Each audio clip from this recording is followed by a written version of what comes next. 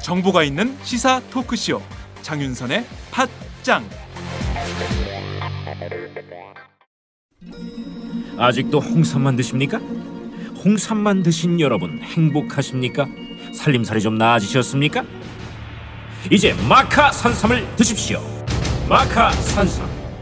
잉카인들이 즐겨 먹었던 남미 페루의 산삼. 인체에 꼭 필요한 31가지 미네랄과 18종의 아미노산을 함유한 천연 종합 영양제. 세계적인 슈퍼푸드로 인정받아 전 세계가 열광하는 그것 바로 마카입니다. 페루의 마카와 우리나라의 산삼을 하나로 만들었습니다. 마카 산삼. 이게 다가 아닙니다. 20년 경력 전문가의 자문을 받아 우리 몸에 좋은 11가지 원료까지 하나로 만든 건강 푸드 마카 산삼. 이제 홍삼 가격으로 마카 산삼 드십시오. 와, 이거 남자한테 딱이네. 딱이야. 애미야, 나한테도 딱이구나. 엄마, 나도 마카 산삼. 나도. 검색창에 마카 산삼 또는 영한 네이처를 검색하세요. 영한 네이처 마카 산삼이 답입니다. 마카 산삼을 꼭 기억하세요. 우주에서 마카와 산삼을 하나로 만든 회사는 영한 네이처가 유일합니다. 유사 검색어 회사에 주의하시고 영한 네이처를 꼭 확인하세요. 안녕하세요, 박정호입니다. 오늘은 긴급 소식을 전하면서 방송을 시작하겠습니다. 오늘 오전 10시 45분쯤 서울 서초구에 위치한 예비군 훈련장에서 총기 난사 사고가 발생했는데요. 오늘 낮 12시 40분 현재 이 사고로 2명이 숨지고 3명이 부상을 입었습니다. 육군 관계자에 따르면 0점을 잡는 사격 훈련 도중 한 예비군이 총기를 난사한 다음에 스스로 목숨을 끊었다고 합니다. 정말 안타까운 소식인데요. 목숨을 잃은 분의 명복을 빌고 부상자들의 쾌유를 기원합니다. 팟짱에선 자세한 소식이 들어오는 대로 다시 전해드리겠습니다.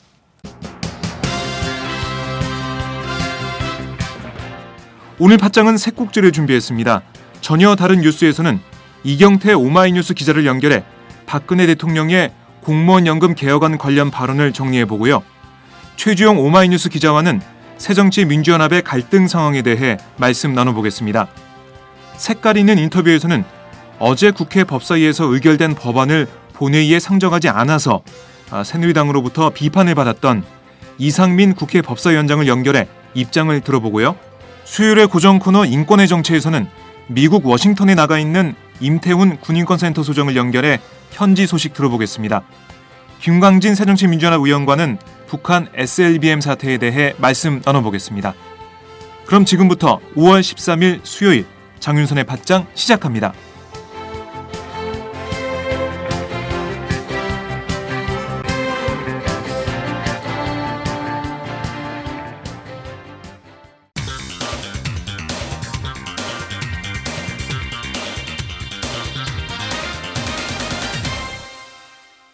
전혀 다른 뉴스.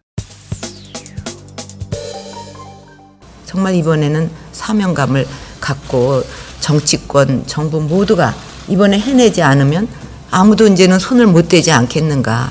이 시한폭탄이 터질 수밖에 없지 않겠는가. 그럼 우리나라 미래는 어떻게 될 거며 또 우리 재정은 어쩔 건가. 이런 거에 대해서 심각하게 생각을 해야 한다고 봅니다. 이것만 생각하면 한숨이 나와요.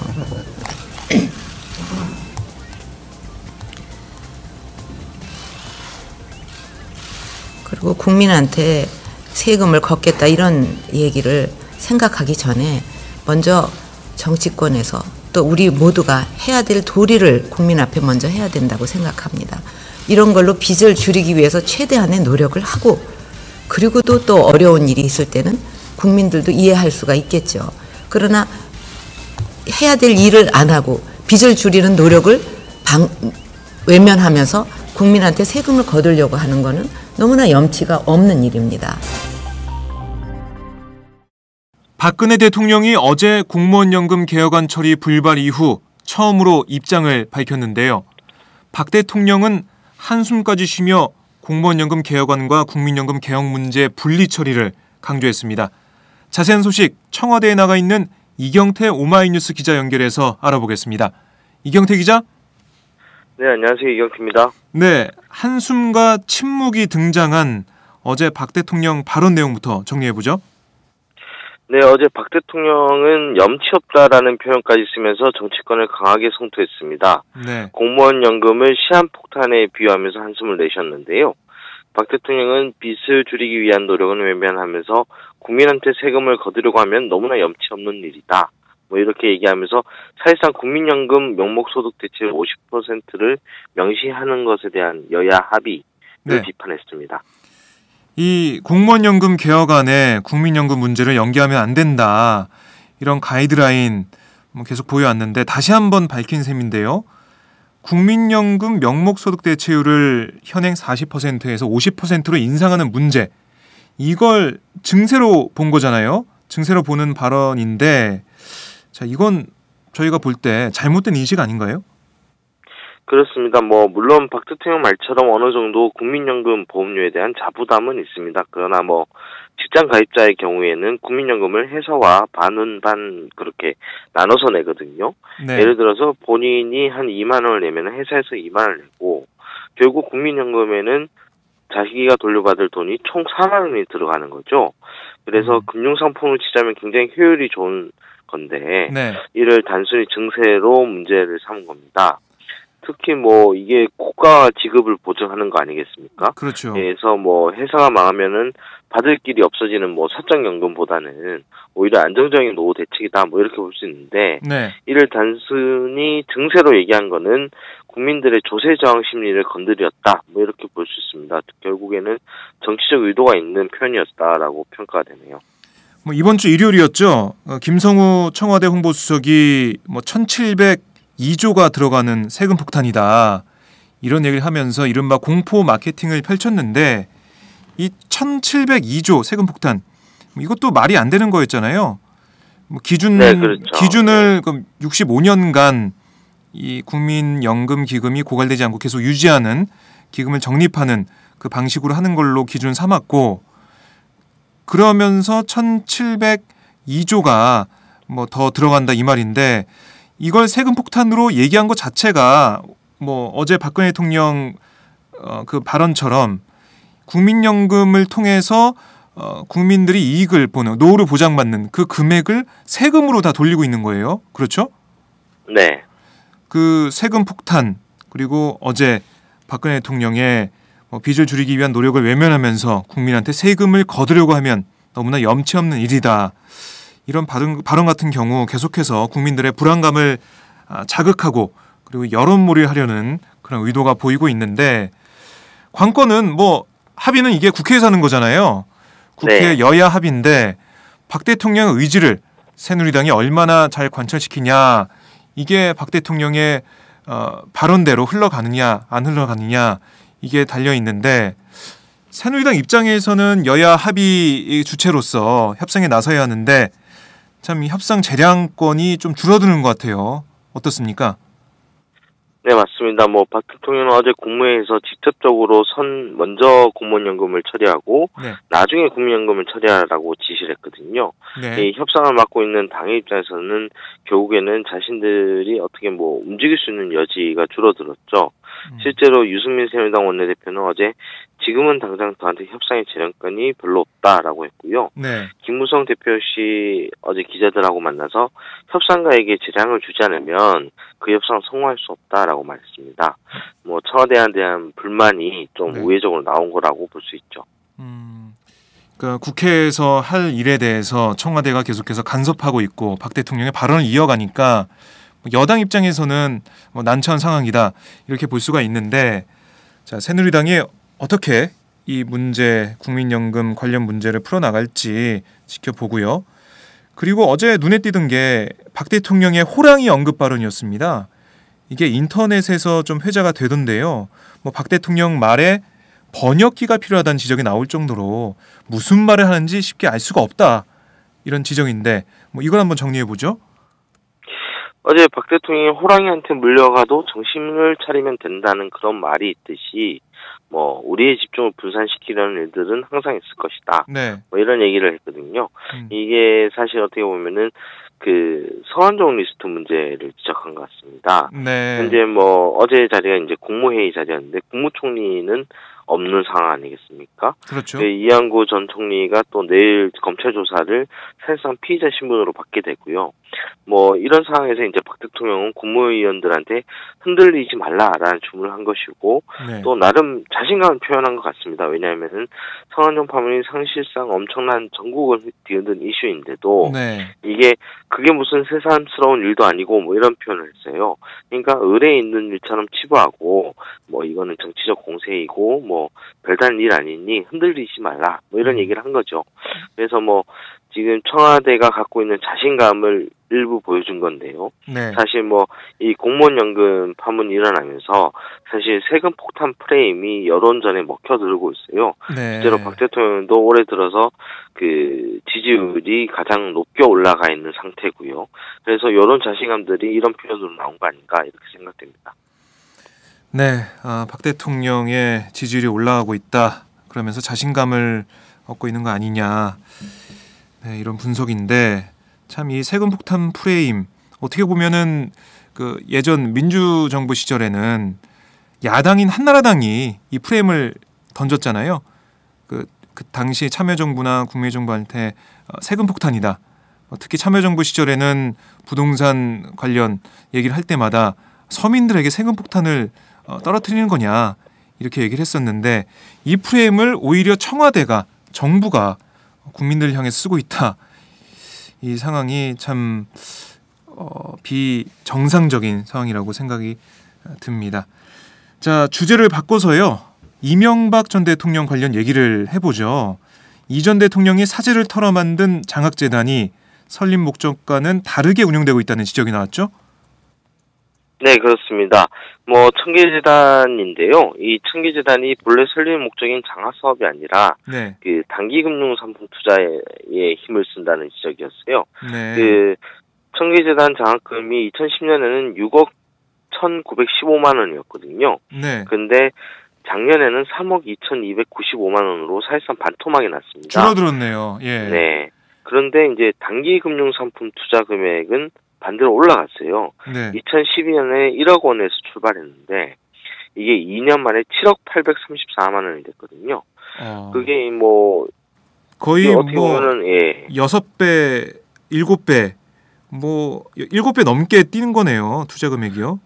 네, 그래서 이게 무슨 장학재단이 아니라 네. 투자회사 아니냐 뭐 이런 지적이었는데 이게 뭐 만약에 이 재단이 수입이 없어서 네. 이 장학금 규모가 준 거라면 좀 설명이 되는데 그것도 아니에요. 그 재단의 주 수입원인 부동산 임대료나 관리비는 뭐 2010년부터 2014년까지 그 늘어난 액수만 보더라도 2억 7,400여만 원 늘어났거든요.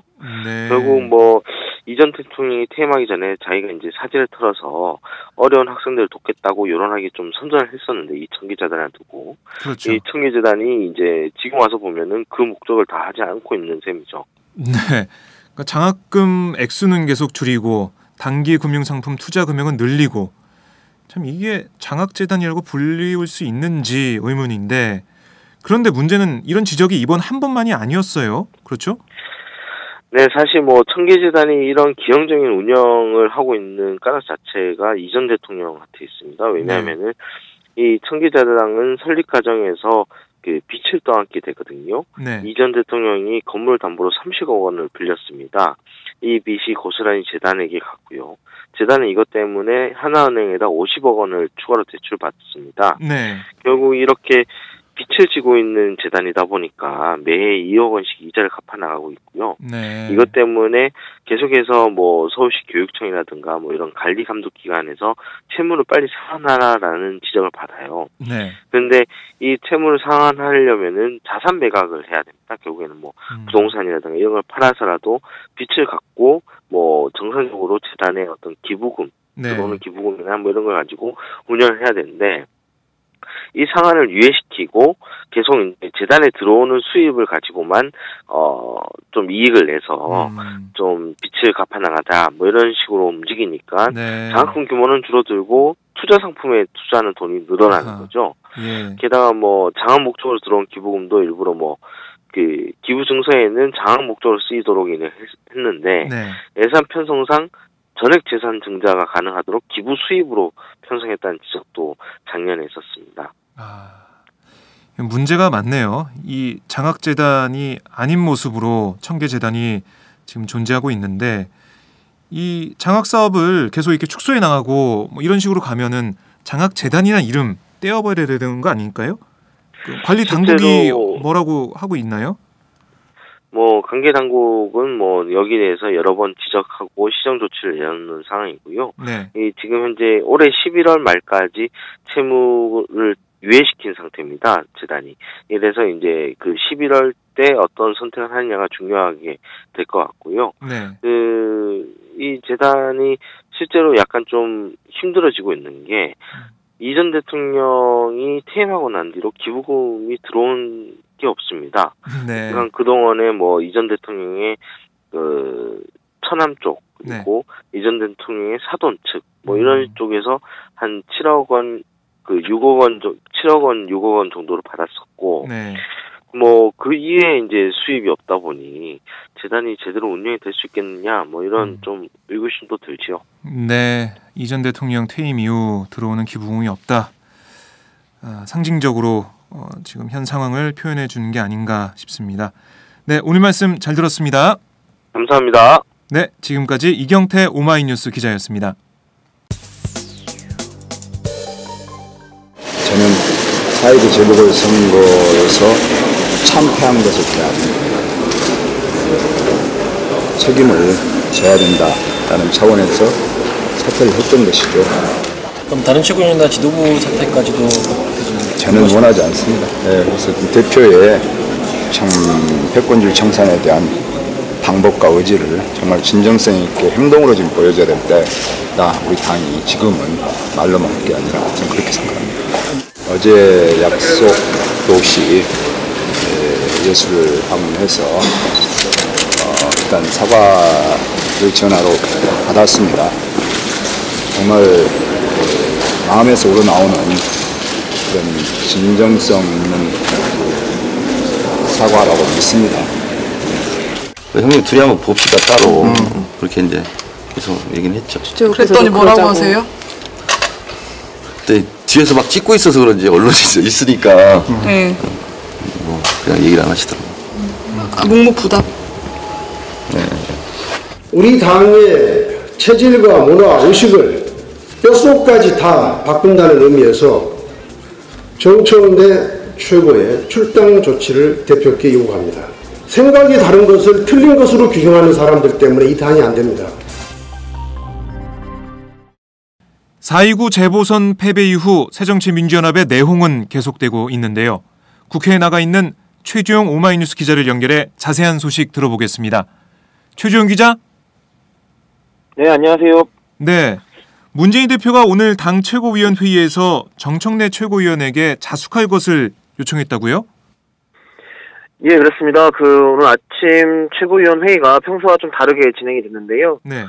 보통은 이제 문재인 대표와 이종걸 원내대표 그리고 나머지 최고위원들이 참석해서 돌아가면서 이제 공개 발언을 한 후에 비공개로 전환이 되는데 오늘은 문재인 대표와 이종걸 원내대표만 참석을 했고요. 네. 두 사람의 발언이 끝난 후에 두 사람이 이제 비공개된 장소로 이동을 해서 비공개 최고위원 회의가 진행이 됐습니다.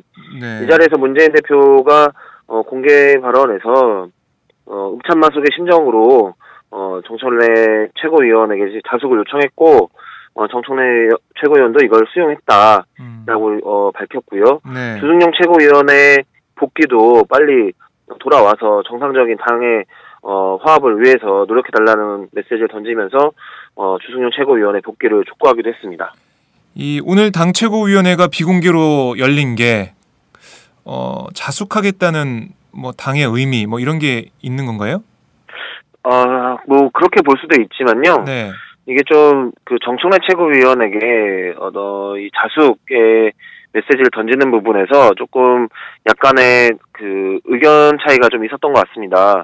네. 어제 저녁 밤에 이제 최고위원회가 열려서 그 자리에서 정청래 최고위원에게 그 어제 나온 보도에 따르면 이제 직무정지라는 네. 용어를 이제 사용을 했던 걸로 지금 알려져 있는데요.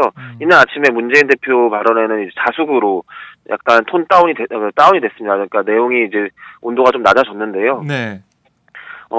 이것이 이제 직무정지라는 게 사실 최고위원회 직무정지라는 게 새정치나 당원 당규에 있지 않은 내용이고요. 네. 그리고 직무정지라는 결정을 한다고 한다면 어떤 의사결정 체제를 밟아야 되는데 그런 게 또 있는 것도 아닙니다. 그렇기 때문에 오히려 직무정지라는 표현을 쓸 경우에 또 다른 논란이 될 수 있다라는 우려가 좀 있었던 걸로 파악이 되고요. 네. 근데 이제 직무정지라는 것은 그래도 좀 뭐랄까 징계성의 의미가 강한 그렇죠. 인데요. 예. 이런 것들을 요구했던 최고위원들, 그러니까 당내에 좀 강한 조치를 요구했던 쪽에서는 이 자숙이란 표현이 좀 모호하고 성에 안 차는 부분이 있기 때문에 네. 최고위원회 들어가기 직전까지 이것에 대한 좀 논쟁이 있었던 것으로 지금 알려지고 있습니다. 그래서 네.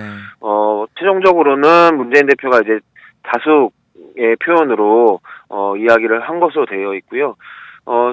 지금 뭐 판단을 봤을 때는 일단 뭐 정청래 최고위원도 이 자숙 기간을 받아들이기로 했기 때문에 네. 이 정도가 이제 적절한 선이지 않겠는가라는 생각이 드는데 일부에서는 여전히 좀 더 강도 높게 했어야 된다라는 이야기가 나오고 있는 상황인 것 같습니다. 네, 실제로 어제 당 의총에서 김동철 의원이 정청래 최고위원에 대한 출당 조치 이걸 요구하기도 했죠?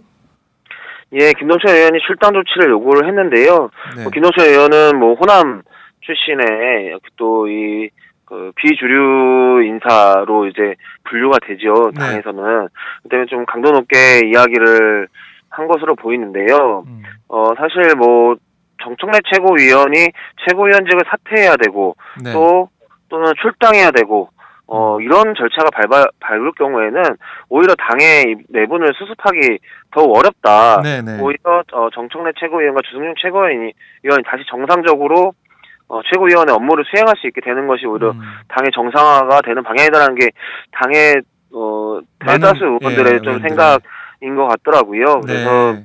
그런 방향으로 하려고 하는데 이제 그 과정에서의 어떤 퍼포먼스라든가 혁신 계획이라든가 네. 이런 것들이 좀 제시돼야 명분이 그렇죠. 좀 쌓여야 가능하다 이런 쪽인 것 같습니다. 김동철 의원 같은 경우는 아무래도 지난 뭐 원내대표 선거에 나왔다가 이제 낙선을 하기도 했는데요. 네. 어쨌든 당 안에서의 호남 지금 그러니까 호남의 기성 정치 기성 의원들의 어떤 목소리를 대변하고자 했던 네. 게 아닌가 싶습니다. 뭐 박주선 의원 등 뭐 호남 쪽 의원들의 그런 얘기를 대변하려고 나오지 않았나?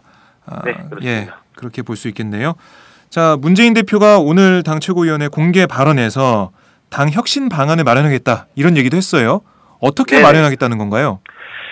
구체적으로 그게 나와 있지는 않은데요. 네. 아마 최고위원회에서 현재 지금 논의 중인 것으로 지금 파악이 됩니다. 그래서 조만간 발표를 하지 않을까 싶은데요. 네네. 우선은 뭐 이 주승용 최고위원이 요구했고 또 문재인 대표의 공약사항이기도 했던 당내 원탁회의에 대한 그러니까 당내 고문들 그리고 전직 대표들에서 그 대표의 의사결정에 조언을 할 수 있는 어떤 그런 의사결정 기구는 아니지만 그런 조언을 할 수 있는 기구를 좀 마련하지 않을까 이런 지금 예상이 나오고 있습니다. 네. 아무래도 문재인 대표가 사실 뭐 이 주승용 최고위원이 이야기했던 친노 패권주의라는 것이 결국은 어떤 정말 친노라는 세력이 패권이라는 걸 부렸다라기보다는 문재인 대표의 행보에서 최고위원회가 아닌 다른 어떤 뭐 이른바 비선 라인 비선 논란이죠.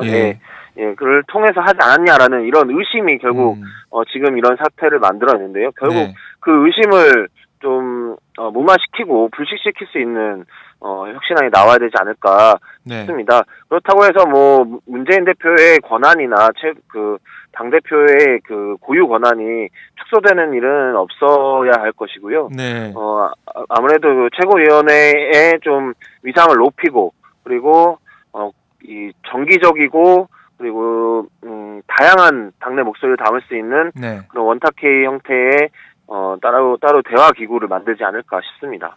네, 이 문재인 대표를 바라보는 의원들, 뭐 다른 계파들 눈에는 문재인 대표가 계속해서 어떤 자기네 세력들하고만 의사결정을 논의하고 결정하는 게 아니냐 이런 의심을 계속 가지고 있는 상황에서 이런 일까지 터지면서 갈등이 계속되고 있는데 뭐 의사결정을 투명하고 또 공정하게 어떤 객관적으로 보장할 수 있는 그런 어떤 기구나 그런 의견을 모을 수 있는 방안이 나온다면 당 혁신 방안으로 받아들여질 수 있지 않을까라는 생각이 드는데요. 자, 어제 얘기를 잠깐 해보죠. 어제 국회 본회의장에서 문재인 대표와 주승용 최고위원, 뭐 정청래 최고위원이 나란히 앉아 있었는데 뭐 본회의장 좌석 배치가 그렇게 돼 있으니까 세 분이서 나란히 앉은 건데 뭐 취재열기가 뜨거웠어요. 그렇습니다. 어제 마주한 세 사람이 뭐 얘기를 나누지 않을까. 뭐 보니까 잠시 서로 얘기를 나누는 그런 모습도 보였고요. 어떤 내용이 좀 있었습니까? 그 자리에서 앉아 있는 모습을 이제 멀리서 기자들은 지켜볼 수밖에 없기 때문에 대화 내용은 정확하게 파악할 수는 없었고요. 뭐 자리 배치 역시 뭐 말씀해 주신 대로 딱 붙어 있지 않습니다. 그러니까 문재인 대표, 이종걸 원내대표, 그 다음 자리가 이제 주승용 최고위원, 정청래 최고위원인데요. 아, 그렇군요. 붙어 있는 자리는 아니군요. 문재인 대표가 이종걸 원내대표 자리로 옮겨 앉으면서 그 세 명이 나란히 앉은 모습이 연출이 됐던 건데요. 문재인 대표는 시종일관 그 주승용 최고위원을 좀 바라보면서 어떤 좀 뭐 되게 뭐랄까요, 치근한 눈빛을 보내기도 했고요. 그리고 이게 말을 걸기도 하고 했는데 주승용 최고위원도 대답을 하는 모습을 보이긴 했는데 아주 짧게 대화가 오가는 모습이었습니다. 그리고 정청래 최고위원 역시 주승용 최고위원에게 어떤 사과하는 듯한 제스처도 좀 보이기도 했고요. 뭐 세 사람이 어떤 대화를 나누는지 이제 뭐 본회의 마치고 나서 이제 기자들이 물어봤지만 특별한 뭐 대화가 오고 가지는 않았던 것으로 보이고요. 주승용 최고위원은 여전히 자신은 사퇴한 상황이라는 걸 이야기하고 있습니다. 그렇기 때문에 결국은 문재인 대표와 정청래 최고위원, 사실 정청래 최고위원의 으로 발생한 문제는 일단 어느 정도 봉합이 됐다고 볼 수 있겠거든요.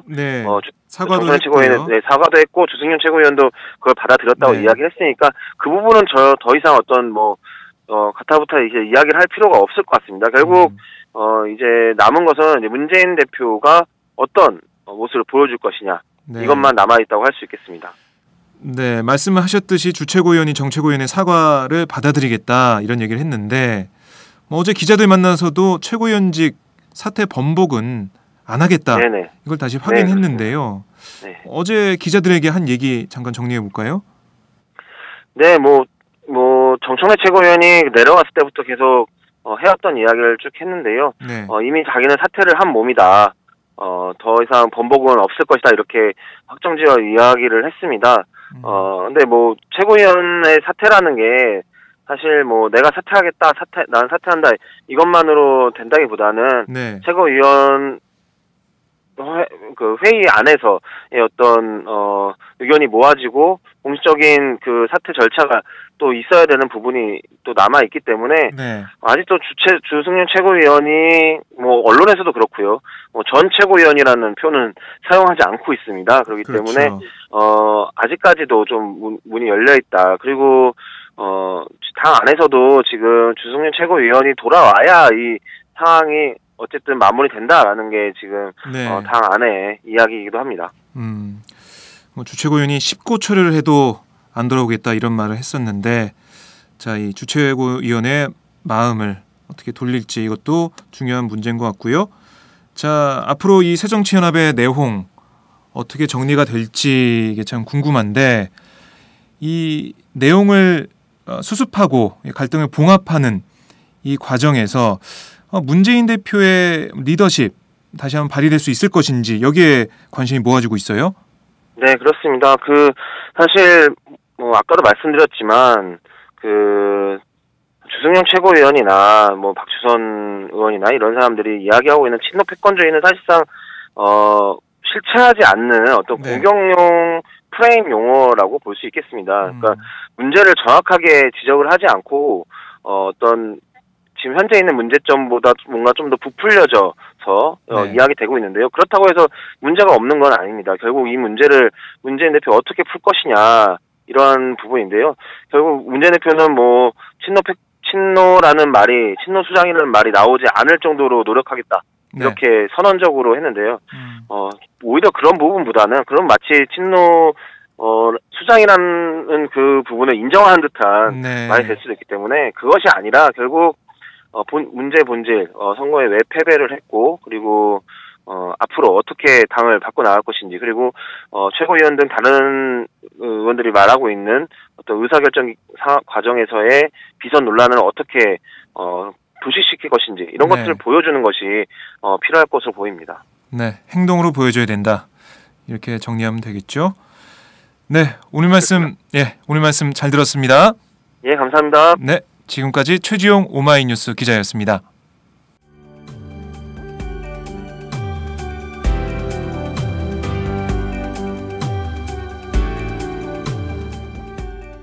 안녕하세요. 오마이뉴스 시민기자 김종술입니다.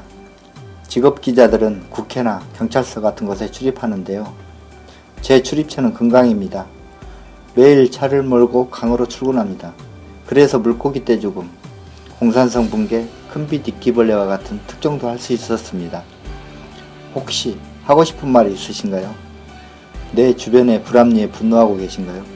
오마이뉴스에서는 모든 시민이 기자입니다. 저처럼 일개 시민도 세상에 말할 수 있습니다. 시민기자로 활동을 해주세요. 혹시 장윤선의 팟짱과 오마이뉴스를 공짜로 보기 민망하신가요? 매월 자발적 구독료를 내는 10만인 클럽에도 관심을 가져주세요.